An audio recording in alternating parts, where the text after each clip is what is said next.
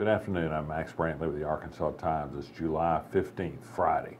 Last night, a big storm roared through Little Rock, packing 67-mile-an-hour winds. Nobody was hurt, and there wasn't major damage to buildings or houses, but they knocked down trees all over the place, and 20 hours later, thousands, tens of thousands of people are still without electrical power, me included, in my house in Hillcrest.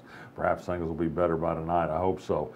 One sidelight of the big storm was that it drove two former presidents, Bill Clinton and George Bush, and a former British Prime Minister, Tony Blair, into the basement of Central High School. They were there participating in a program for graduation of young leaders who are in a program sponsored by presidential libraries. They had to finish the program in the basement.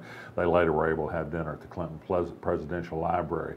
An ironic fact about that meeting yesterday at Central High School, one of the program panels included 3 members of the Little Rock Nine, and they talked about their desegregation of Central High School 59 years ago. At the very same time this program was underway, with the usual stories about the awful things they'd endured in the name of bringing black students into that high school, the State Board of Education was pretty much telling federal courts in Arkansas to, well, go to hell in terms of their orders in desegregation cases. The state board approved transfers of students into white flight school districts because that's what the parents wanted to do, and they don't really care that the courts had standing desegregation orders that the school districts were allowed to exempt themselves from the choice program.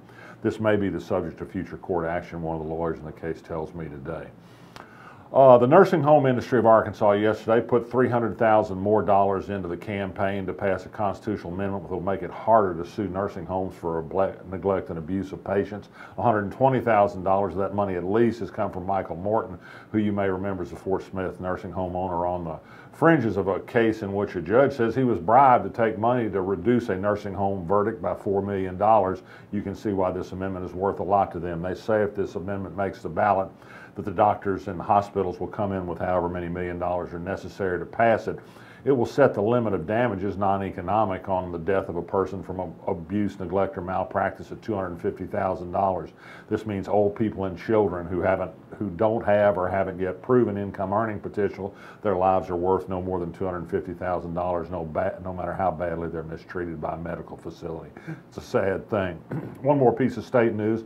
The Attorney General of Arkansas said today that while we have a rule that says you have to have a set number of school nurses in schools, one for every 750 students, or more than that if you have a lot of disabled students, the Attorney General said the law also says if you don't have the money, you don't have to hire them, and she says that the basic school funding is not required to be interpreted as the money available to hire nurses. So it's another feel-good law that just doesn't do very much. I'll remember that when Governor Hutchins says we can afford an income tax cut. Maybe not until we pay enough school nurses as the law requires.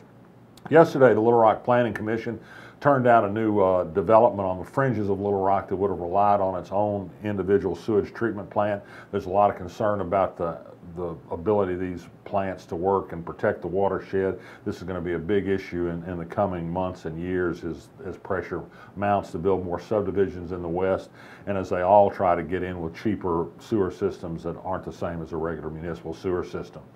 Tom Cotton, let's not forget his inability to play well with others. It's not too late to note that on Wednesday he was among a handful of crank, ultra-right-wing conservative senators who voted against the confirmation of the new head of the Library of Congress, Carla Hayden, a former American Library Association president and highly qualified.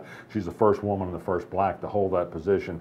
Cotton just thought she's too radical for this position. I suspect there's something else there, and it might have something to do with difference in policy differences. In any event, once again, Tom Cotton is on the wrong side of history.